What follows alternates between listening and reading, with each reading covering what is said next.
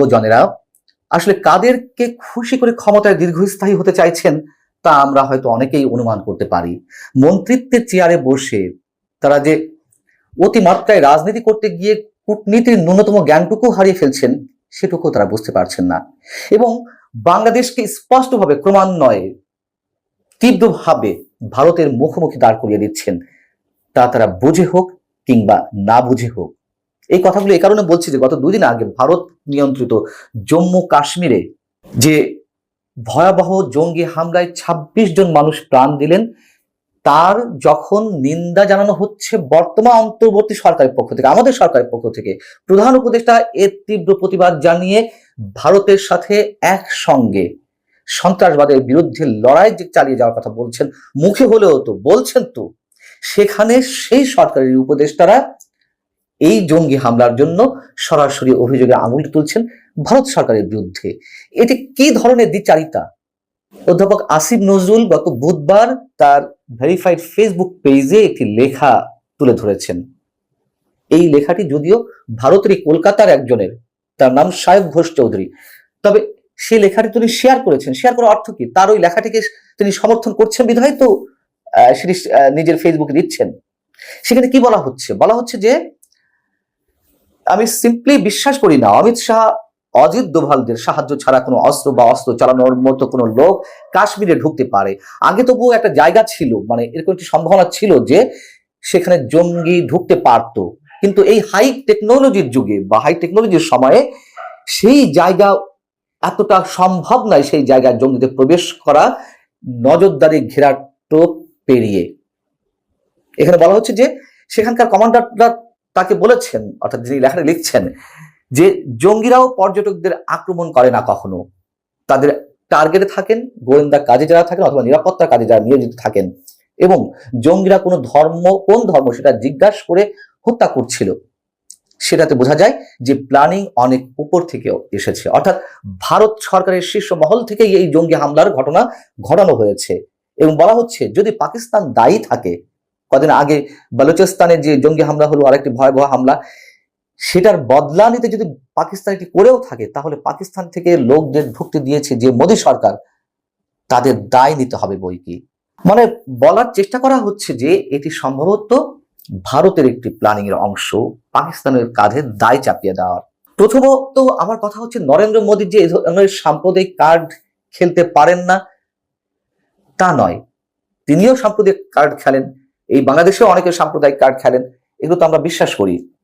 কিন্তু ঘটনার পেছনে পাকিস্তান দায়ী থাক আর না থাক, ভারত তো দায়ী করছে, এবং এতটাই ভারত অ্যাগ্রেসিভ যে পাকিস্তানের সঙ্গে তাদের যে সিন্ধু পানি বন্টন চুক্তি ছিল সেটা বাতিল করেছে, পাকিস্তানিদের সব ধরনের ভিসা বাতিল করেছে। এই অবস্থায় আমাদের পক্ষ থেকে আমাদের সরকারের একজন দায়িত্বশীল প্রভাবশালী উপদেষ্টা এইভাবে মন্তব্য করবেন আরেকজনের লেখা শেয়ার করে, এটি কি মেসেজ দিচ্ছে? যখন কিনা এই বাংলাদেশকেই মৌলবাদের উত্থানের একটি উর্বর ক্ষেত্র হিসেবে চিহ্নিত করছে ভারত, এবং পাকিস্তানের সাথে বাংলাদেশে একটি অন্যরকম সম্পর্ক স্থাপিত হচ্ছে, সেই মুহূর্তে দাঁড়িয়ে এই হামলাকে, এই জঙ্গি হামলাকে কি করে অন্যভাবে ট্রিট করা হয়? এবং এটা তো এখনো পর্যন্ত প্রমাণিত নয় যে হামলাটা কে চালিয়েছে। আগে থেকেই আমাদের উপদেষ্টারা কিভাবে অভিযোগের আঙুল তোলেন ভারতের দিকেই। এবং এ কথাও সত্য যে ভারতের বিভিন্ন পর্যায়ের গুরুত্বপূর্ণ ব্যক্তি, মন্ত্রী পর্যায় থেকে হোক আর রাজনীতিবিদদের জায়গা থেকে হোক, বাংলাদেশকে অহেতুক আক্রমণ করছে তাদের বাক্যবাণে, তাদের বিভিন্ন গণমাধ্যম প্রোপাগান্ডা চালাচ্ছে, আমরা এগুলো বিরোধিতা করছি। কিন্তু তাদের ওই বিরোধিতা বা তাদের ওই আক্রমণের জায়গা থেকে আমরা যে পাল্টা এ ধরনের আক্রমণ করব, সেটা কি খুব যুক্তিসঙ্গত? দেখুন, এটি বাস্তবতা। ভারতের মতন বৃহৎ একটি প্রতিবেশী রাষ্ট্রের পাশে থেকে আমরা কেন অহেতুক আক্রমণ করতে যাব? বরং ভারত যাই করুক না কেন, আমরা আমাদের দক্ষ কৌশলের মাধ্যমে, দক্ষ কূটনীতির মাধ্যমে আমরা আমাদের গার্ডস শো করব, আমরা আমাদের পররাষ্ট্রনীতি এমন ভাবে প্রয়োগ করবো যেন ভারত বরং তাদের যে আক্রমণের জায়গাটি সেখান থেকে তারা পিছিয়ে যায়। তা না করে আমরা আরো উস্কে দেওয়ার চেষ্টা করছি।